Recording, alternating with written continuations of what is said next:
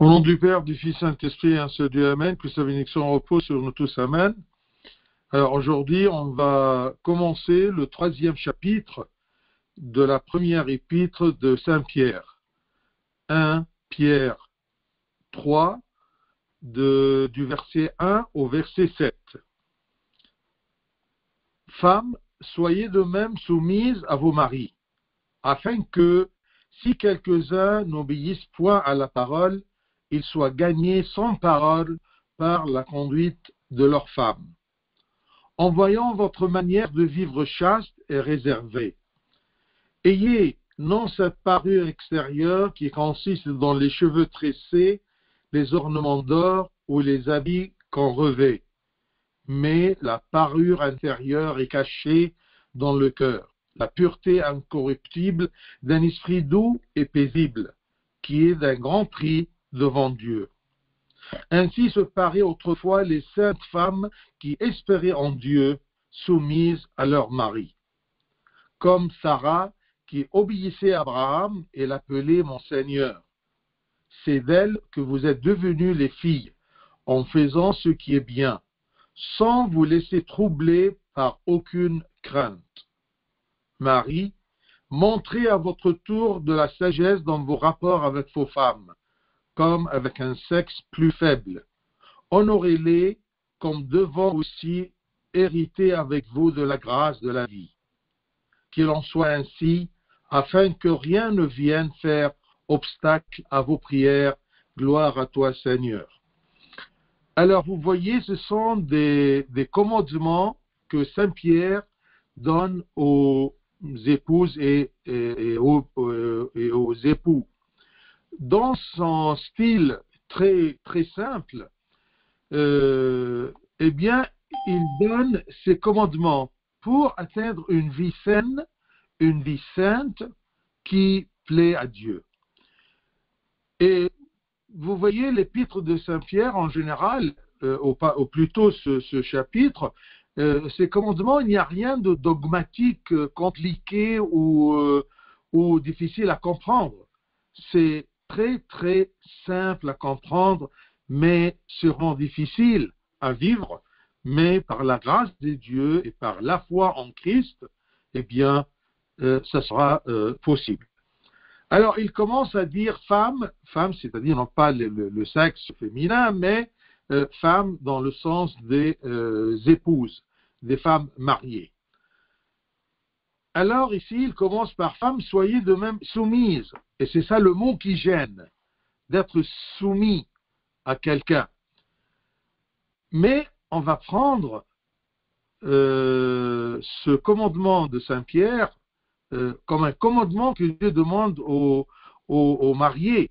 Mais attention, il y a des conditions, ce n'est pas une soumission totale, absolue, mais ça dépend aussi du mari. Comme un peu plus loin, on va voir, si on vous demande, vous, femmes, de se soumettre comme Sarah, mais le mari doit être comme Abraham. N'oublions pas ça. Alors, il commence à dire, soyez de même soumises à vos maris, afin que, si quelques-uns n'obéissent point à la parole, ils soient gagnés sans parole, par la conduite de leurs femmes. Et n'obéissent pas à la parole, c'est-à-dire, si ce sont des maris des maris qui rejettent la bonne nouvelle, qui rejettent la bonne nouvelle du salut, qui rejettent la bonne nouvelle du Christ, dans le sens aussi qu'ils ne s'y intéressent pas. Parce qu'aujourd'hui, les maris et les mariés, les épouses et les époux sont des chrétiens, mais on peut trouver des femmes pieuses, pratiquantes, et des hommes chrétiens qui ne sont pas pratiquants, qui ne s'intéressent pas à la bonne nouvelle.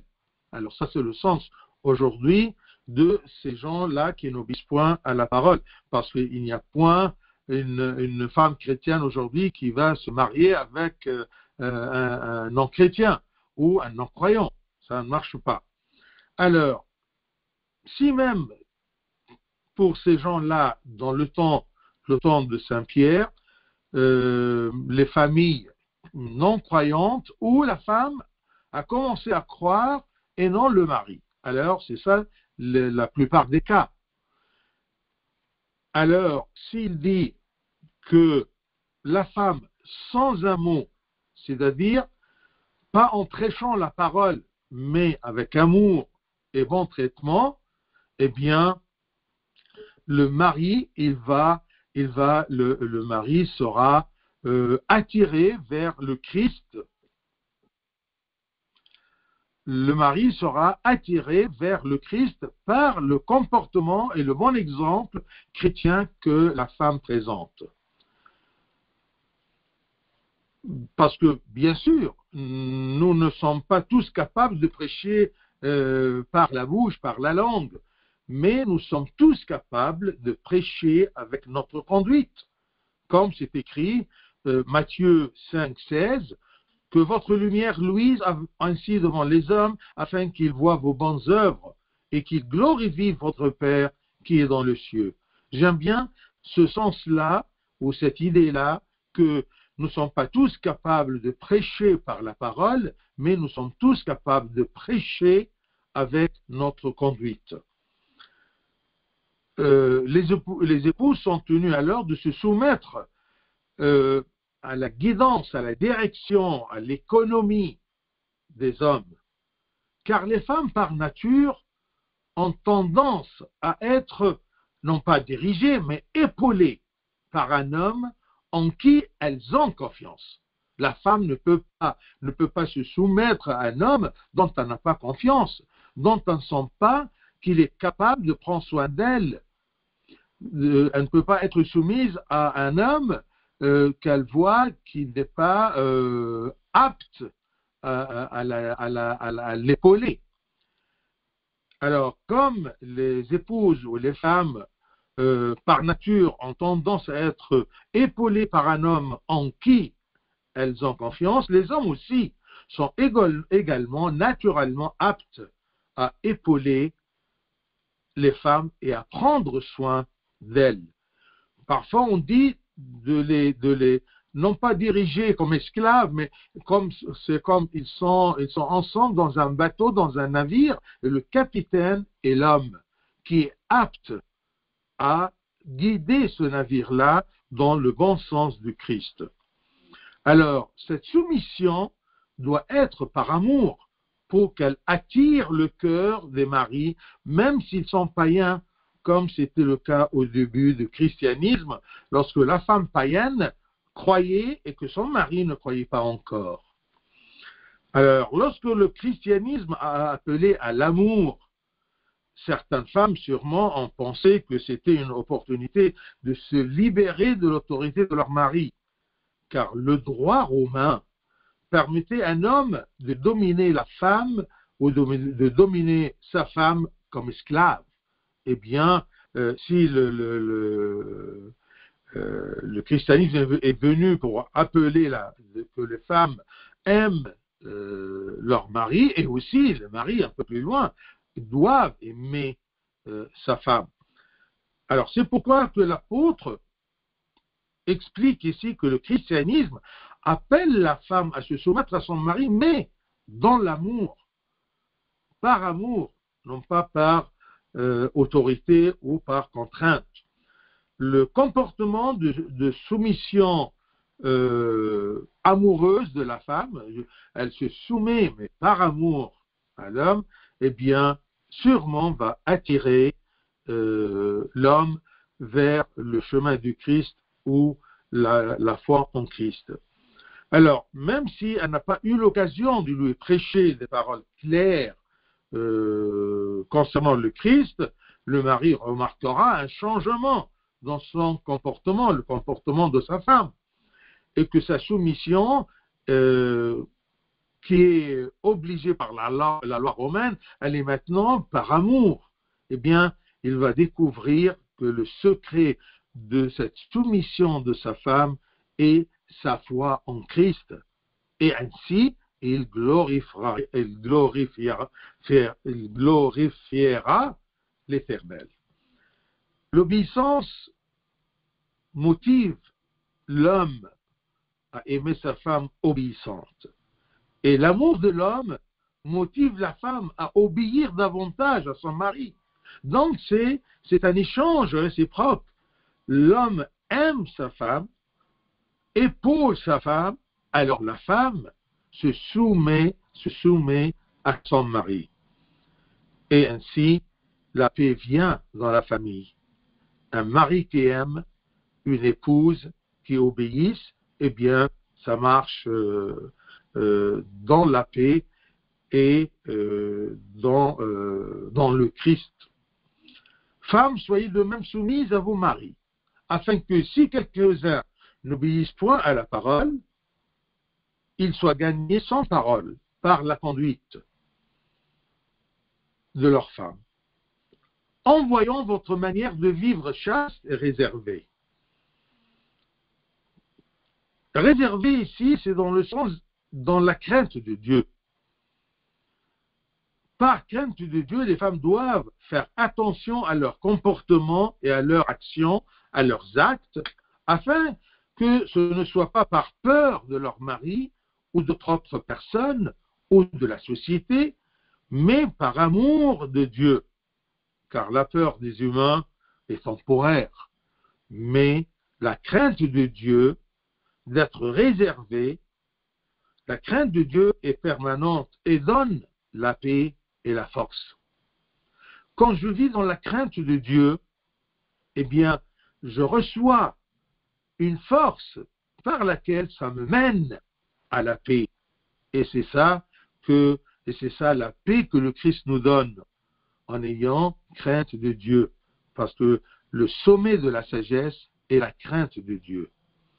C'est ça le sens d'être réservé. Et bien sûr, chaste, c'est le meilleur exemple de la chasteté de la femme, c'est tout simplement la chasteté des saintes et de la Sainte Vierge Marie.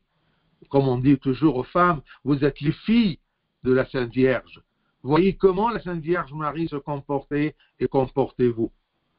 Hommes, regardez comment le Christ, la tête de l'Église, se comportait et comportez-vous à l'imitation du Christ pour que la femme puisse se soumettre à votre autorité dans l'amour, dans le Christ. C'est important.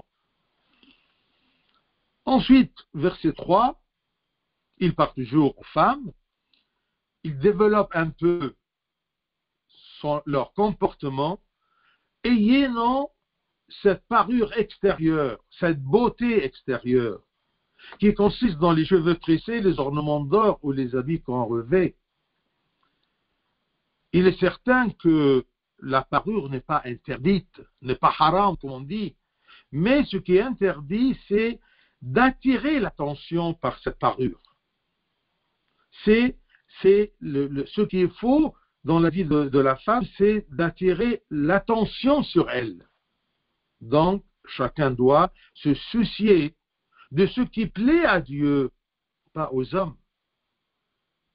Il leur interdit de prêter une attention excessive à leur apparence.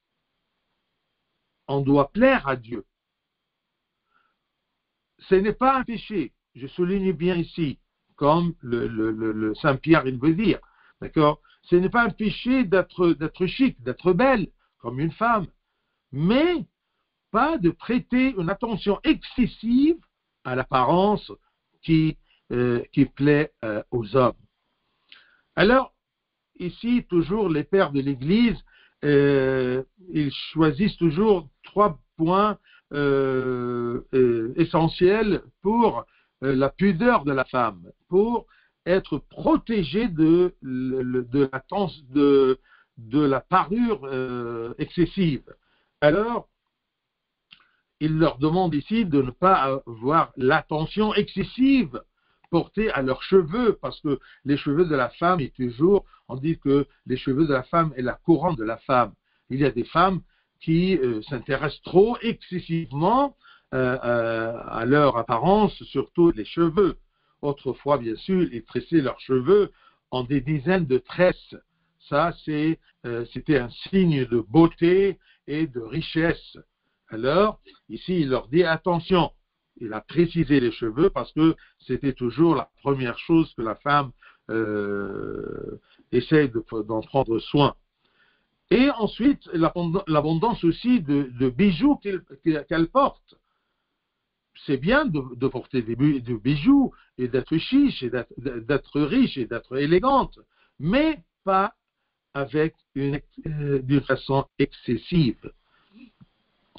Et bien sûr, ce qui intéresse les femmes, les cheveux, les ornements, les bijoux, et aussi les vêtements luxueux ou en attraction. On ne doit pas se préoccuper excessivement par la mode et les vêtements accrocheurs. Ce que cela signifie, c'est que la femme soit modérée dans sa parure et que son cœur ne soit pas trop préoccupé par cela, car sa principale préoccupation doit être son salut et Dieu. Il y a ceux pour qui la parure est devenue une idole qu'ils adorent.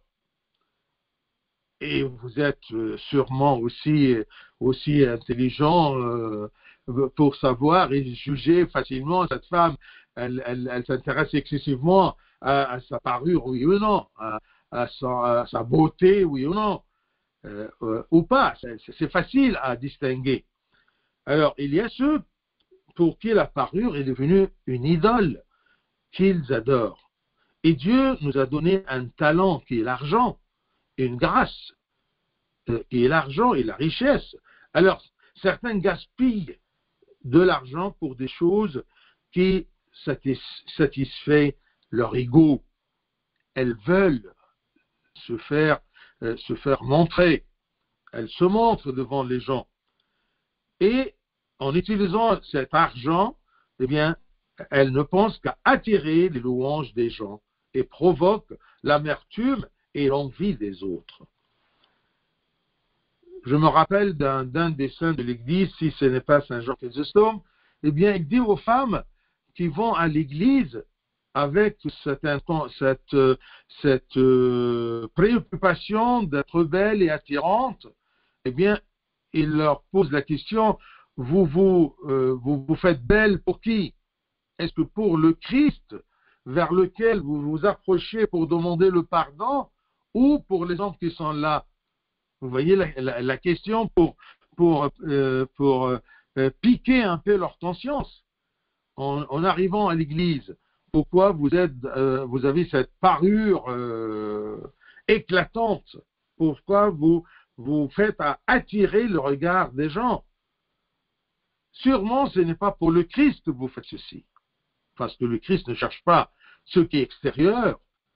Il ne cherche pas la beauté et la piété extérieure, mais la beauté et la piété intérieure de la personne. Donc, ayez non cette parure extérieure qui consiste dans les cheveux tressés, les ornements d'or ou les habits qu'on revêt, mais la parure intérieure. Verset 7. La parure intérieure est cachée dans le cœur. Vous n'avez pas besoin de la montrer à travers les habits, les ornements. La pureté incorruptible d'un esprit doux et paisible. Une belle femme, c'est une femme douce et paisible. C'est ça ce qui est beau dans la femme de regarder, qui est d'un grand prix devant Dieu. Et je souligne aussi, c'est aussi, aujourd'hui, il y a beaucoup des hommes qui cherchent aussi une parure. D'accord? Ça se voit aussi par les hommes. Oui, c'est moins, mais il y en a aussi des hommes qui ne cherchent que attirer avec leur élégance et leur beauté, d'accord, en s'intéressant, en se préoccupant excessivement de leur apparence extérieure. Alors, verset 4, l'apôtre attire l'attention de la femme vers la pureté intérieure de leur cœur. La pureté, leur pureté, vis-à-vis des pensées mauvaises et corrompues. Est-ce que ton cœur est plein de tel genre de pensées? Et il attire l'attention des femmes aussi vers un calme intérieur, qu'elle soit paisible, douce. Et ce calme intérieur se manifeste également dans leur relation avec les autres. Il y a une femme qui arrive et autour d'elle, il y a une paix, elle est paisible. Même les femmes aiment bien se rapprocher d'elle. Et il y a une autre femme on sent que vraiment où elle est, c'est un tourbillon. D'accord? Elle a toujours des fréquentations un peu brûlantes avec l'entourage. Donc la pureté intérieure et les vertus spirituelles sont les choses les plus précieuses aux yeux de Dieu. Notre Dieu, qui ne se soucie pas des apparences matérielles et des ornements extérieurs. Au contraire, il cherche toujours, il sonde toujours la profondeur, l'intérieur de l'homme et de la femme, non pas l'extérieur. Alors, à l'occasion, pour les femmes, j'ose vous demander, je vous rappelle d'éviter ce qu'on appelle les vêtements lascifs, les vêtements sexy, les vêtements provoquants, pas tout simplement dans l'église, mais dans la vie, parce que vous êtes chrétienne, fille de Dieu, fille de la Sainte Vierge Marie, dans l'église et à l'intérieur de l'église. On doit avoir un style chrétien, un style d'habit chrétien, non pas tout simplement des habits chrétiens dans l'église et à l'extérieur de l'église, ça sera des vêtements lascifs, non, ou accrocheurs, comme on dit. Alors, pensez toujours que les yeux de Christ est sur vous durant toute votre vie, vous les femmes et aussi les hommes. Verset 5, ainsi se paraient autrefois les saintes femmes qui espéraient en Dieu, soumises à leur mari. L'apôtre appelle les femmes à imiter les saintes de l'Ancien Testament, qui étaient des exemples pour nous, et comme aussi les hommes, nous avons des hommes qu'on doit les imiter dans notre comportement et dans notre façon de vivre. Alors, ces femmes-là, exemple pour leurs filles, obéissaient à leurs hommes et s'intéressaient aux vertus et comptaient sur Dieu et non sur leur beauté et leur parure. Une femme qui s'intéresse à son vrai époux, le Christ, elle va chercher à plaire au Christ. Et là, on sait ce qui plaît à Dieu, non pas plaire aux hommes ou même à son mari. Verset 6, il cite un exemple de l'Ancien Testament très connu, comme Sarah, qui obéissait à Abraham et l'appelait son Seigneur. C'est ça la soumission, c'est une obéissance. Mais on ne peut pas, désolé de dire, on ne peut pas obéir à un débile. On peut pas, une femme ne peut pas avoir son mari comme sa tête, l'homme est la tête de la femme, si la tête de l'homme n'est pas le Christ. Et bien, ce qui est normal, c'est un homme ayant la tête de Christ, et à ce moment, la femme le respecte et l'obéit, et c'est ça le sens de se soumettre à son mari dans la tête et le Christ lui-même. Il a cette sagesse de Christ. Comme Sarah qui obéissait à Abraham et l'appelait son Seigneur. C'est d'elle que vous êtes devenues les filles, en faisant ce qui est bien, sans vous laisser troubler par aucune crainte. Il mentionne un exemple ici des saints de l'Ancien Testament, notre mère Sarah, qui respectait notre père Abraham et se soumettait à lui et l'appelait mon Seigneur, pour lui montrer son respect. Alors, si les femmes ressentent la maternité de cette sainte, qu'elles sont les filles de Sarah, tout comme les hommes juifs, ressentent la paternité d'Abraham aussi, d'accord, alors les épouses devraient se comporter comme Sarah en prêtant attention à faire le bien aux yeux de Dieu, pour réjouir le cœur de Dieu, et en s'appuyant sur Dieu et non sur la parure extérieure. Ça ne sert à rien, cette parure extérieure. Mais on ne doit pas être une femme moche ou négligente dans son apparence, non. Soyez chic, soyez élégante, mais ne vous intéressez pas excessivement à cette parure extérieure. Tout comme Dieu a donné à Sarah une beauté extraordinaire, eh bien, il donne aux femmes une grâce et une beauté aux yeux de leur mari. Je souhaite bien que vous puissiez être sûr que la pureté de votre cœur et votre amour et vos vertus spirituelles sont plus fortes que toute apparence extérieure. Et ça va vous donner la grâce aux yeux de Dieu et aux yeux des hommes. Une parure intérieure.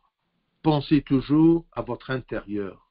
Et toujours, l'intérieur reflète une beauté qu'on ne peut pas désigner ou l'expliquer.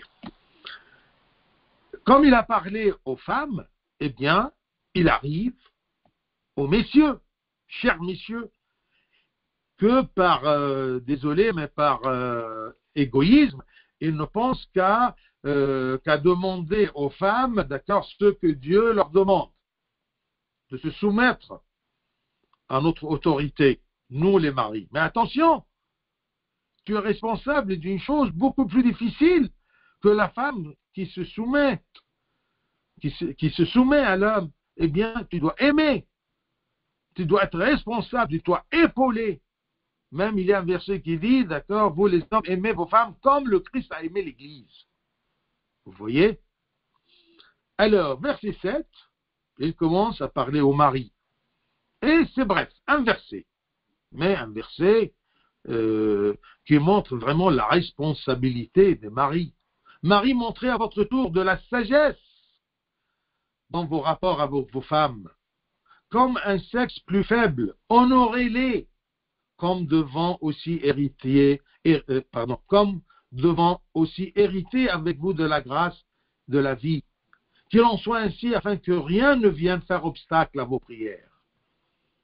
Être mari, eh bien, exige 3 choses ici. Eh bien, première chose, d'être sage, d'être couronné par la sagesse, avoir le Christ comme tête, avoir ta tête semblable à la sagesse du Christ. Regardez la responsabilité d'être mari.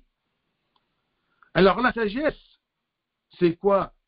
C'est le pouvoir de la discrimination, le pouvoir de différencier entre le bien et le mal, entre ce qui plaît à Dieu et ce qui déplaît à Dieu. La sagesse, c'est comprendre aussi le caractère et la nature d'une femme qui diffère de celui d'un homme. Ça aussi, c'est la sagesse. Il y a des hommes qui croient que la femme va penser comme lui et que la femme doit se comporter comme il veut ou il imagine, non, comme Dieu le veut. Si tu as la tête du Christ. Alors, la sagesse de l'homme, c'est aussi de comprendre le caractère de la femme qui diffère de celui d'un homme et en tenir compte lorsqu'on l'en traite. Et quand, par exemple, on doit comprendre bien que la femme est caractérisée par l'émotion, par l'examen minutieux, par l'attention aux détails. Ben, la femme est différente. Est-ce que tu connais la femme pour pouvoir l'épauler? Si tu as la pensée du Christ, si tu demandes la sagesse, eh bien, tu pourras comprendre la femme, ainsi tu pourras facilement la traiter. Comment traiter une femme comme un sexe plus faible? Faible dans le sens de plus fragile. C'est comme si tu tu traites par exemple un bloc de pierre ou une statue de biscuit, d'accord, très fragile. C'est ça le sens de la faiblesse. On ne pense pas ici tout simplement de la force et la faiblesse physique, mais c'est normal, d'accord.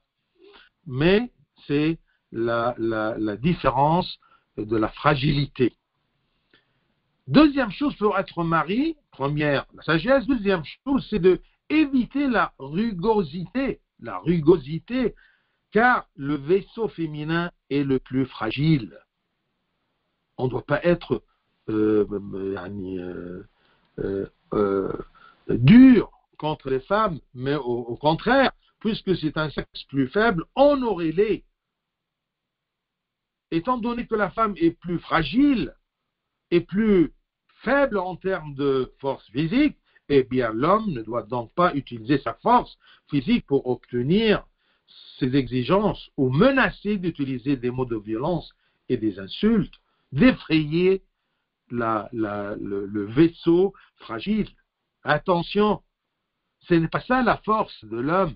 La force de l'homme, c'est sa sagesse. Sagesse, éviter la rugosité, et aussi, troisième chose, pour être mari, eh bien, tu dois te préoccuper de l'éternité. Parce que n'oublie jamais que la femme est égale aux yeux de Dieu que toi, homme. Toi, tu es héritier du royaume des cieux et elle aussi, elle est héritier de cette gloire céleste. C'est pour cela que dans la loi chrétienne, les fortunes est divisée entre les garçons et les filles pareillement. On ne dit jamais que la femme est moitié de l'homme ou l'homme est le double de la femme. Non. Dans l'héritage matériel, eh bien, la femme est égale à l'homme. Parce que vis-à-vis de l'héritage céleste et de la gloire céleste, elle est égale à l'homme aux yeux de Dieu. Elle va hériter avec nous la grâce de la vie éternelle. Donc, si cet homme-là, qui demande l'obéissance de la femme et sa soumission à son autorité, est préoccupé par la vie éternelle, il va comprendre que la femme est égale devant aussi, elle va hériter avec vous de la grâce de la vie. Donc, les trois spécificités d'un mari chrétien, c'est la sagesse, d'éviter la rugosité parce que la femme est plus fragile, et troisièmement, la préoccupation de l'éternité. Il doit être préoccupé par le salut, son salut et le salut de la femme. L'homme doit tenir compte du fait que la période de la vie est temporaire et que cette vie-là est un moyen de se préparer à l'éternité. Donc, il ne doit pas se préoccuper de réaliser ses désirs matériels, ni se mettre en colère et se révolter si ses désirs ne sont pas satisfaits. Attention de la colère, car la colère de l'homme et sa cruauté rendront ses prières inacceptables devant Dieu, mais lui feront plutôt perdre sa paix, de sorte qu'il ne pourra pas ressentir la prière et le réconfort qu'elle contient. Regardez, quand on se met en colère parce que je n'ai pas eu ce que je veux, de point de vue matériel, de point de vue sexuel, de point de vue autoritaire, d'accord, eh bien, tu seras en colère et cette colère-là va te priver des fruits de la prière. Tes prières, d'accord, devant tes prières, il y aura des obstacles. Ça ne passera pas. Et ça, c'est une grande perte pour l'homme. La femme doit voir dans son mari un homme sage, un homme doux, comme le Christ qui a dit « Apprenez de moi, je suis doux ». Et elle doit voir en lui aussi la vie éternelle, la préoccupation la préoccupation spirituelle. Il cherche, elle doit voir en lui un homme de prière, parce que le mari est le prêtre de la famille. C'est lui qui présente des prières pour la famille, parce qu'il est responsable du salut, de guider cette famille-là, la femme et les enfants. Donc, la responsabilité de l'homme est beaucoup plus dangereuse que la responsabilité de la femme qui doit se soumettre à un homme qui cherche le royaume des cieux. Aimer, c'est beaucoup plus difficile que se soumettre à quelqu'un qu'on aime et dont on a confiance. La colère et la cruauté des hommes leur font perdre le fruit des prières. Donc, je souhaite bien que vous preniez en compte le caractère des autres et que vous les aimiez selon ce qui leur convient et non quand vous le voyez vous-même. Chacun est différent. Et rappelez-vous que vous ne ferez qu'un avec eux dans le royaume autour de Christ. Nous sommes différents, mais nous sommes un en Christ. Ainsi, vous abandonnerez facilement ce qui est éphémère. Ces questions de ce monde sur lesquelles vous n'êtes pas d'accord, alors vous vous mettez en colère. Vous refusez les autres parce qu'ils ne sont pas selon votre désir, votre façon de voir les choses. Non, acceptez la différence des autres, comprenez la différence entre vous et les autres, et de cette façon-là, vous serez doux et paisible pour que rien ne vienne comme obstacle à vos prières. Gloire à Dieu éternellement. Amen.